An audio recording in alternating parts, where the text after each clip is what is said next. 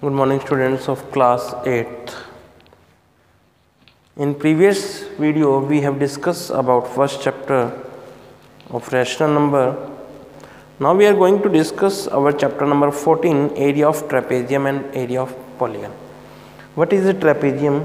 Trapezium shape कैसी होती है मैं आपको बताता हूँ. A quadrilateral having one pair of parallel side, a four side closed figure having a parallel side. एक पेयर पैरेलल साइडों का होगा उसे ट्रेपेजियम कहेंगे हम. इसकी दूसरी फोटो कैसी होती है?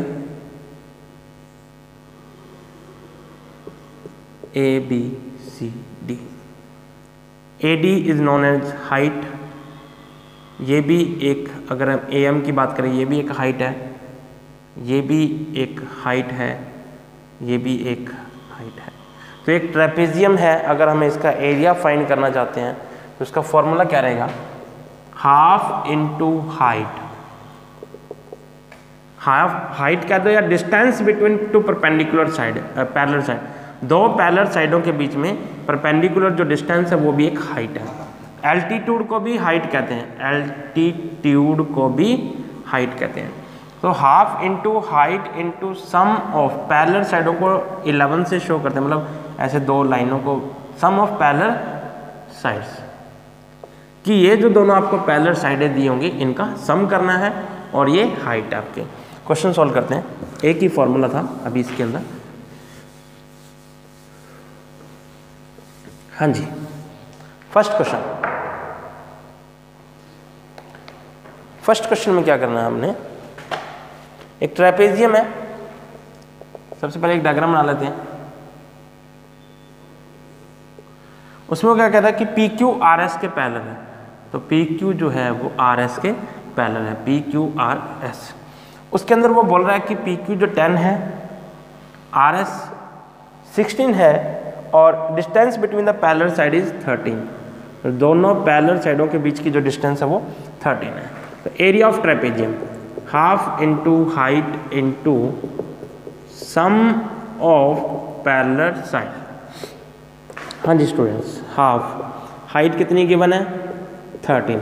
सम of parallel side 10 and 16. We get half into 13 into 10 plus 16 26. 2 की टेबल से 13 पे और 13 को 13 से मल्टीप्लाई करोगे तो 169 centimetre square. So the area of trapezium is 169 centimetre square. काफ़ी इजी क्वेश्चन है. वैल्यू गिवन थी, पुट करके जस्ट ओनली कैलकुलेशन करना है. हमें डायग्राम जरूर बना लेना ट्रेपेजियम का, आसान हो जाता है. क्वेश्चन नंबर 2 आपके कट है. क्वेश्चन नंबर 3 पे आते हैं. The parallel side of a trapezium are this and this. The parallel side of trapezium are 16 and 14. 16 14, बड़े वाले को 16 ले लिया. डिस्टेंस बिटवीन इट्स, दोनों के बीच की डिस्टेंस कितनी है? 20. एरिया हम बता सकते हैं. ये क्वेश्चन मैं नहीं करवा रहा आपको, खुद से करो. क्वेश्चन नंबर 4, एक ट्रेपेजियम है.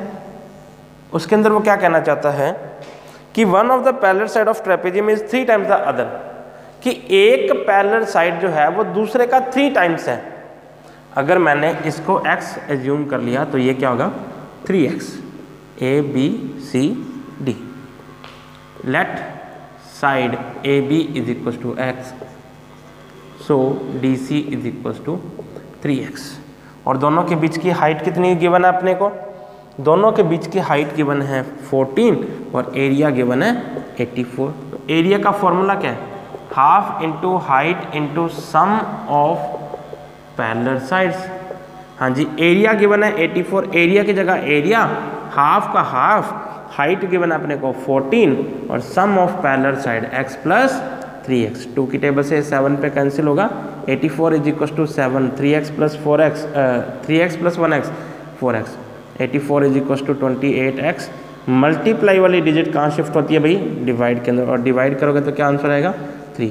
इसका मतलब जो फर्स्ट साइड है 3 और सेकंड साइड है जो 9. जब कुछ ना गिवन हो तो हम क्या लेट कर लेते हैं? x.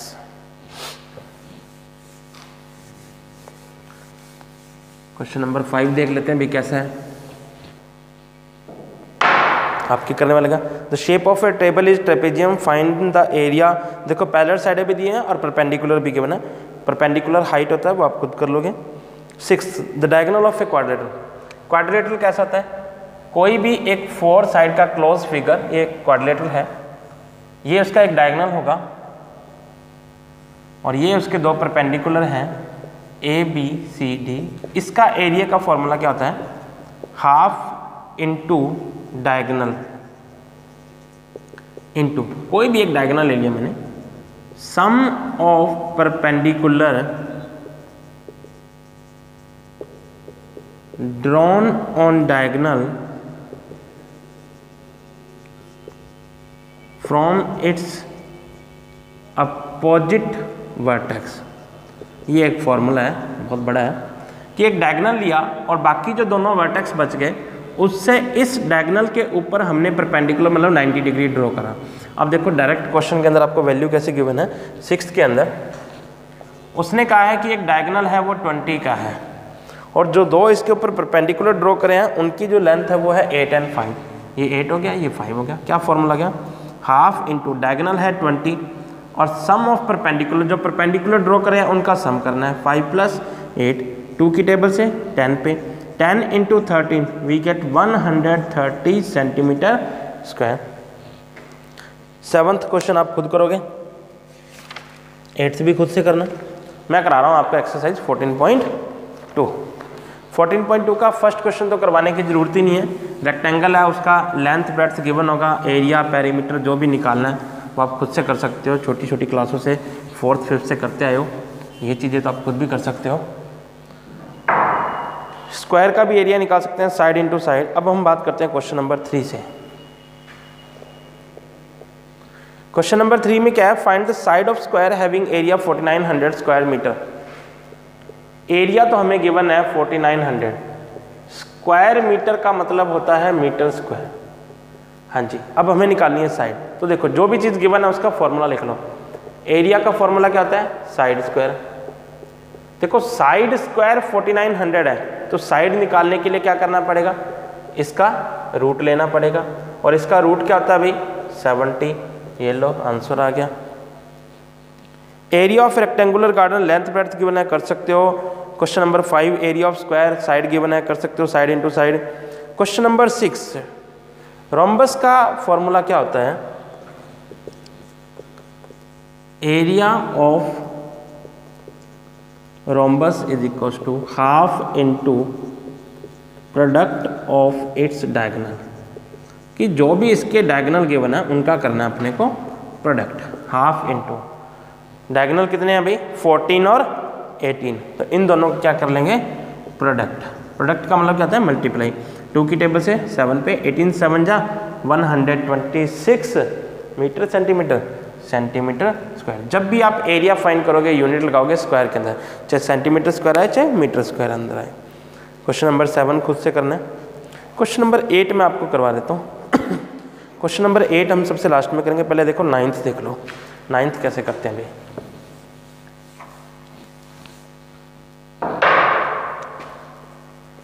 हाँ जी, एरिया ऑफ इक्विलेटरल ट्राइंगल। सबसे पहले ये बता दूं कि इक्विलेटरल ट्राइंगल होता कौन सा है। इक्विलेटरल ट्राइंगल एक ऐसा ट्राइंगल होता है जिसकी तीनों साइडें इक्वल होती हैं। उसका एरिया आपको गिवन है, पहले तो मैं इसका फॉर्मूला लिख दूं, √3/4 इंटू साइड स्क्वायर, और अकॉर्डिंग टू द क्वेश्चन वो हमें गिवन है 49√3। अब अगर हमें सॉल्व करना है साइड की वैल्यू को तो 49√3 डिवाइड वाला 4 जाएगा ऊपर और √3 आ जाएगा नीचे, तो √3 से √3 कट गया। 49 को 4 से मल्टीप्लाई करेंगे 196, और हमें पता है कि 196 का रूट क्या होता है भाई 14 सेंटीमीटर, नहीं आएगा मीटर आएगा भाई। आसान था। Question number 10 side of an equilateral triangle is 36, find its area. देखो इस बार इसकी साइड गिवन है 36 36 36। अगर अपने को एरिया निकालना तो एरिया का फॉर्मूला क्या हो जाएगा,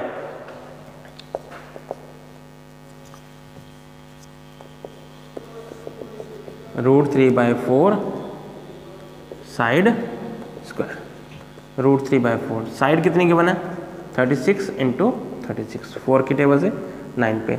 अब 36 9 जा 224, 224 तो नहीं आएगा, 324 आ जाएगा। √3 सेंटीमीटर और मीटर, सेंटीमीटर स्क्वायर, क्योंकि एरिया फाइंड करा है तो स्क्वायर के अंदर आएगा। Question number 11,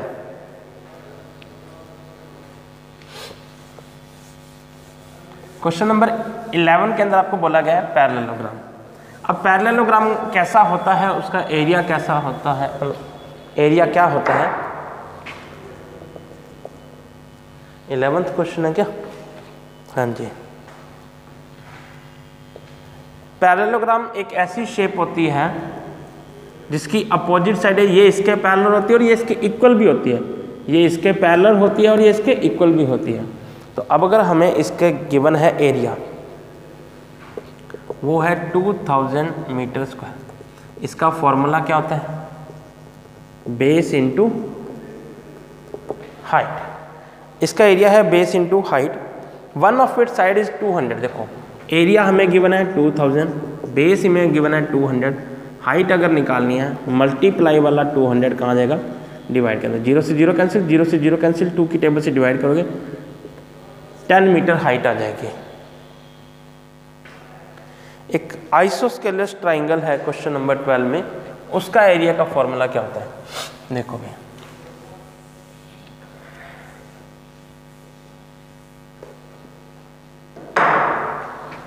question number 12, area of isosceles triangle. Isosceles triangle कौन सा होता है? आइसोस्केलस ट्राइंगल ऐसा ट्राइंगल होता है जिसके दो एंगल इक्वल होते हैं या उसकी दो साइडें इक्वल होती हैं। तो एक आइसोस्केलस ट्राइंगल का एरिया हम कैसे फाइंड करेंगे, उसका एक फॉर्मूला होता है, काफ़ी अजीबोगरीब सा फॉर्मूला होता है। मैं आपको बता देता हूँ कि आइसोस्केलस ट्राइंगल का एरिया हम कैसे फाइंड करेंगे। देखो भाई, b/4 √4a² माइनस b²। ये b क्या है? इसका बेस है। तो उसने कहा कि उसका बेस तो है 18 और one of its equal side is 15। a जो है उसकी इक्वल साइड है, तो b उसका बेस है वो है 18, 4 इंटू इक्वल साइड है a 15 और बेस है उसका 18। तो 18/4, 2 की टेबल से कैंसिल हो रहा है, 9/2, 15 का स्क्वायर 225, 18 का स्क्वायर 324, 9/2 इंटू 225 को 4 से मल्टीप्लाई करोगे 900, 900 में से 324 माइनस करोगे 576, और 576 का रूट क्या होता है? 24। 2 की टेबल से 12 पे 12 9 108 सेंटीमीटर स्क्वायर आंसर आ जाएगा। अब हमने एक क्वेश्चन स्किप करा था, क्वेश्चन नंबर 8, वो मैं आपको बता देता हूँ कि कैसे करना है। एक ही चीज़, अगर आप क्वेश्चन नंबर 8 को अगर आप दिमाग लगाओ कि जो चीज़ का हमें एरिया फाइंड करना है, तो हम उसमें क्या कर सकते हैं कि big rectangle minus small rectangle, पूरे का फाइंड करके जो चीज़ हमें नहीं चाहिए उसे हम बाहर निकाल देंगे। तो क्वेश्चन नंबर 8,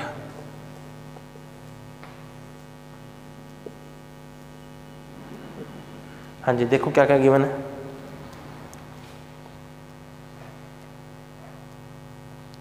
कंप्लीट 25, कंप्लीट 60। यहाँ से लेके यहाँ तक है 25, यहाँ से लेके यहाँ तक है 65। ये 4 है, ये भी 4 है, ये भी 4 है, ये भी 4 है।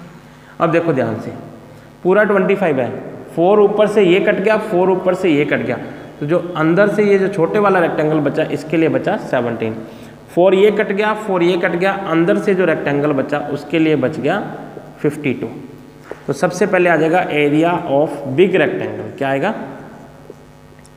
Area of big rectangle L into B, 60 into 25, क्या आ गया? 1500 मीटर स्क्वायर।